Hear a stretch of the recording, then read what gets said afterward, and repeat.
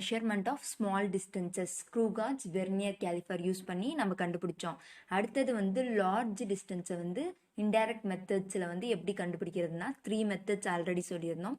Triangulation method, parallax method, radar method. அதில் first method தான் நம்ம இன்னைக்கு பார்க்க போகிறோம், ட்ரையாங்குலேஷன் மெத்தட்.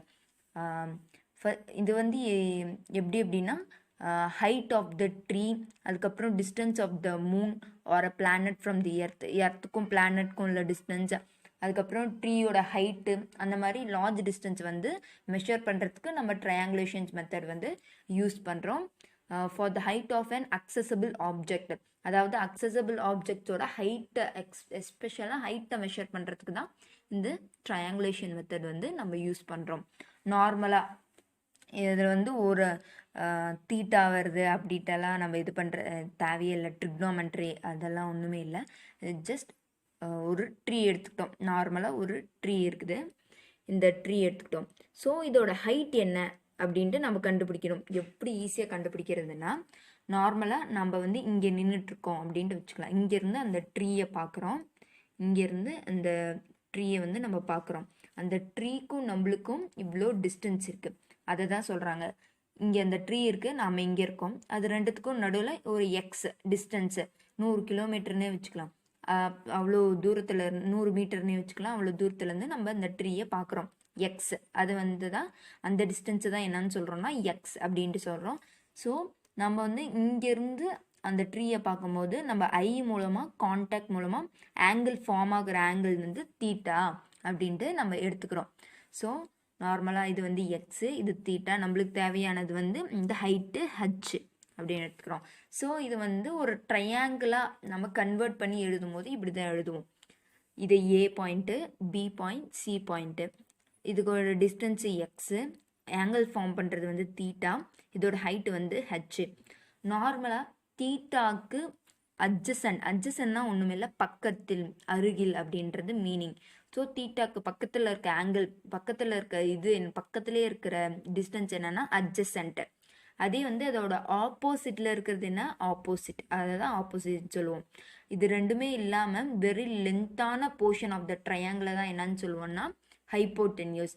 இதுதான் அட்ஜசன்ட், ஆப்போசிட், ஹைப்போடென்யூஸ். கிளியரா? ஓகே. நெக்ஸ்ட் நார்மலாகவே இதுதான் formula. Sine theta, cos theta, tan தீட்டாவோட ஃபார்முலா என்னென்னா, சைன் தீட்டா அப்படின்னா ஆப்போசிட் பை ஹைப்போடென்யூஸ், காஸ் தீட்டானா அட்ஜசன்ட் பை ஹைப்போடென்யூஸ். அதே மாதிரி டான் தீட்டானாவே நார்மலாக தெரியும், sine theta by cos theta. அப்போ இதை வந்து sine theta by cos theta பண்ணும்பொழுது ஹைப்போடென்யூஸ் கேன்சல் ஆகிடுமா? அப்போ ஆப்போசிட் பை அட்ஜசன்ட் தான் டான் தீட்டாவோட வேல்யூ. இது வந்து நார்மலாக பேசிக்காக தெரிஞ்ச விஷயம், தெரியாதவங்களுக்கு சொல்கிறேன். Tan theta is equal to opposite by adjacent. So அப்போ நம்ம இங்கே என்ன, நம்மளுக்கு வந்து என்னென்ன பாயிண்ட் இருக்குன்னு முதல்ல பார்த்துக்கலாம். தீட்டா இருக்குது, அட்ஜசன்ட் இருக்குது, அப்புறம் நம்மளுக்கு தேவையானது என்னென்னா ஆப்போசிட்டு தேவையானது. நம்மளுக்கு தீட்டா இருக்குது, அட்ஜசன்ட் இருக்குது, ஆப்போசிட் தேவை. அப்போ அட்ஜசன்ட் தீட்டா ஆப்போசிட், இது சம்மந்தப்பட்ட ஃபார்முலா எதுனா tan theta. So tan theta is equal to opposite by adjacent, அந்த ஃபார்முலாவை எடுத்துக்கிறோம். So tan theta is equal to opposite by அட்ஜசன்ட்டா. இதில் ஆப்போசிட் என்ன, ஏபி போட்டுக்கிட்டோம். அடுத்தது அட்ஜசன்ட் என்னன்னா பிசி, அதாவது எக்ஸ், பிசி போட்டுக்கிட்டோம். ஏபி ஆப்போசிட்டாக இருக்குது, அதுதான் ஹச், ரெக்வயர்டு ஹைட்டு எடுத்துக்கிட்டோம். அடுத்தது அட்ஜசன்ட் வந்து எக்ஸ் அப்படின்னு போட்டுட்டோம். Tan theta is equal to h by x. இப்போ வந்து நம்ம ரெக்வயர்டு ஹைட்டு தான் ஹச். ஸோ ஹச்சை வந்து நம்ம லெஃப்டில் எடுத்துக்கிட்டோம் மெயினாக இருக்கிறத. ஸோ இது இந்த பக்கம் எடுத்துகிட்டு இது இந்த பக்கம் எடுத்துகிட்டு போனால் X tan theta, H is equal to X Don theta. So நம்ம ரெக்வயர்டு ஹைட்டை வந்து நம்ம ட்ரீலேருந்து எவ்வளோ தூரத்துலேருந்து இருக்கோம், அதே மாதிரி ட்ரீயை வந்து எந்த ஆங்கிளில், எவ்வளோ ஆங்கிளில் பார்க்குறோம் அப்படின்றது தெரிஞ்சிச்சுனாலே அந்த ட்ரீயோட ஹைட்டை வந்து நம்மளால் கேல்குலேட் பண்ண முடியும். ஸோ இதுதான் ட்ரையாங்குலேஷன் மெத்தட். இதுக்கு வந்து எக்ஸாம்பிள் 1.1 தான் இதோட example.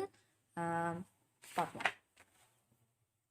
Easy. From a point on the ground, the top of a tree is seen to have an angle of elevation 60 degree.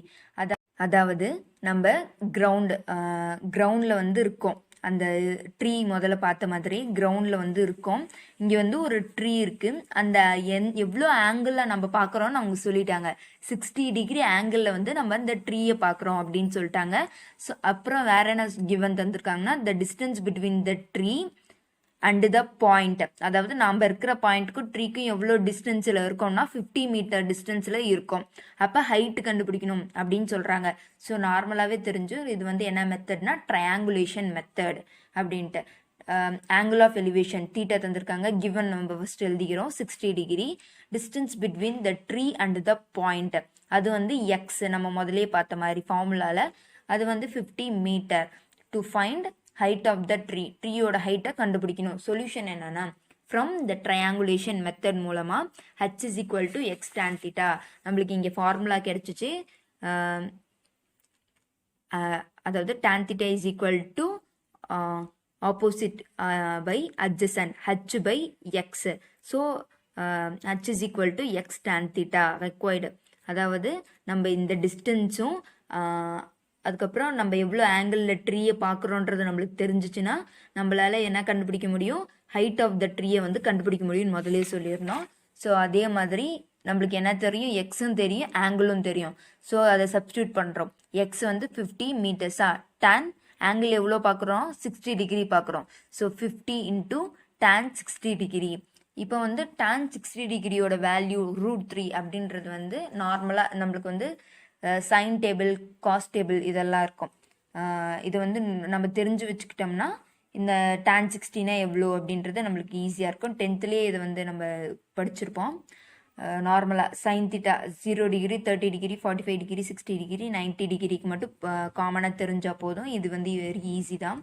இப்போ நம்ம tan 60 தான் நம்மளுக்கு வேணும். ஸோ tan 60 டிகிரி எவ்வளோன்னா √3 மாற்றி போட்டுறக்கூடாது. அதை நம்ம மாற்றி போட்டுறக்கூடாது. ஏன்னா tan 30 டிகிரி தான் 1/√3. tan 60 டிகிரி வந்து √3 அப்படின்றத ஞாபகம் வச்சுக்கணும். ஸோ tan 60 டிகிரி வந்து √3. ஸோ அதே மாதிரி tan 60 வந்து √3 அப்படின்னு சப்ஸ்டியூட் பண்ணிக்கிட்டோம். நார்மலாக √3 வேல்யூ நம்மளுக்கு தெரியும் 1.732. So h is equal to 50 into 1.732 into 86.6. அதை வந்து மல்டிபிள் பண்ணும்போது நம்மளுக்கு 86.6 மீட்டர் தெரியும். ஸோ நம்ம இந்த ட்ரையாங்குலேஷன் மெத்தட்னால ஈஸியாக நம்ம ட்ரீலேருந்து எவ்வளோ தூரத்தில் இருக்கோம், அதே மாதிரி எந்த ஆங்கிளில் அந்த ட்ரீயை பார்க்குறோன்றதை வச்சு ஒரு ட்ரீயோட ஹைட்டை நம்மளால் எக்ஸாக்டாக மெஷர் பண்ண முடியும்.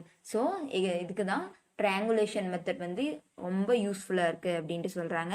So triangulation method is over. That's it. Thank you.